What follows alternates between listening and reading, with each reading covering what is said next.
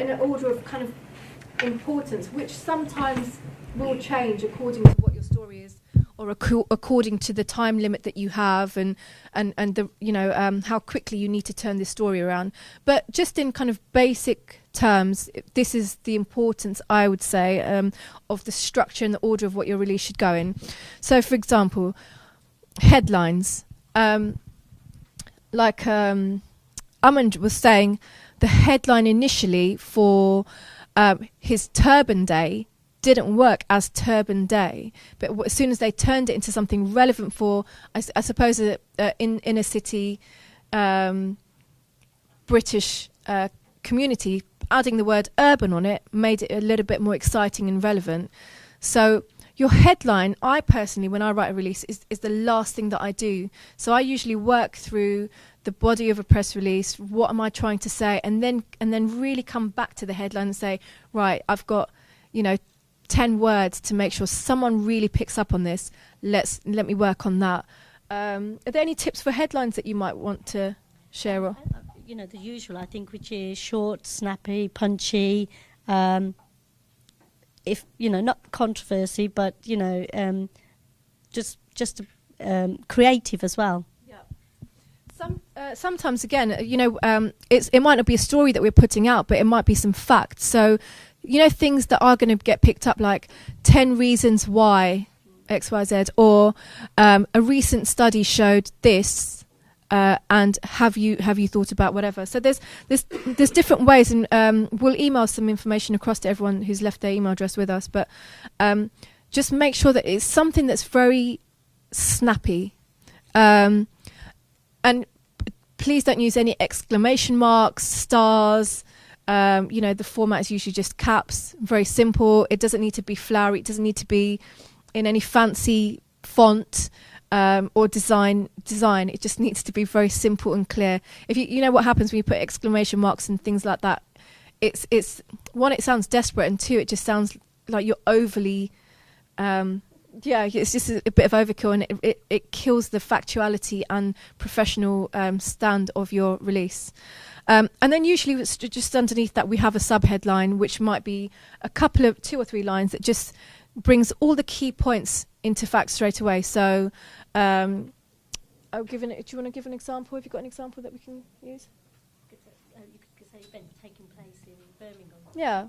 So if we're looking at an event or news, we say event taking place this day, this location is key local community needs support, and X organisation is doing this. So just something that, a couple of lines that sums up that what the release is about. And then it's very important that you also put a date that you're publishing that release, just so sometimes it helps when, like Tajinder was saying, in planning. So they'll say, okay, I've got a date straight away. I can look at this in 5 minutes or 10 minutes, or someone can say, all right, this event is in 3 days, or this campaign is kicking off in 3 days. So it's usually, the format is date, city, country, and then we move on. Then we go into the body of the actual email. So the first paragraph is what's going to really capture that editor or that reporter's imagination. So we want to deliver the most relevant information. So what is the issue? Are you addressing an issue? Are you launching a product? Are you is there a report that's been out and that you're issuing a statement?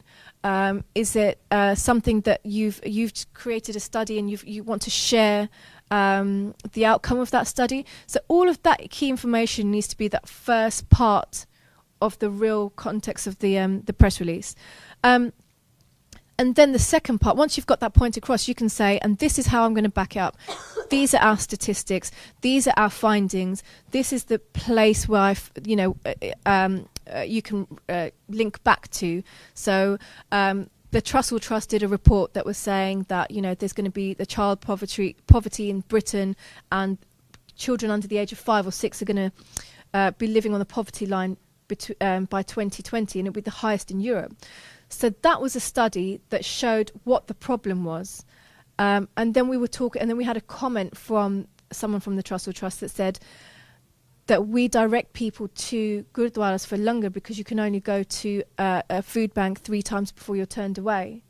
So that kind of put the story into a context for British society. So we had the quotes, we had statistics. So that part is very important. If you sometimes it's difficult, but if you can manage to pull in some really good facts and figures, that really, really helps.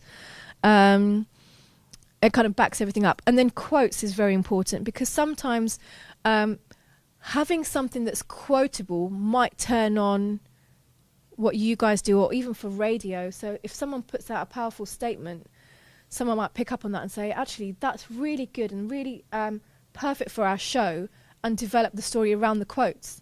You can have 2-3 quotes within a press release, and try and make them very varied. So maybe someone from the organisation, someone who, Penja's saying, like a political figure or community leader or faith leader, or someone who's achieved something or done a study. So you can go up to like 3 quotes.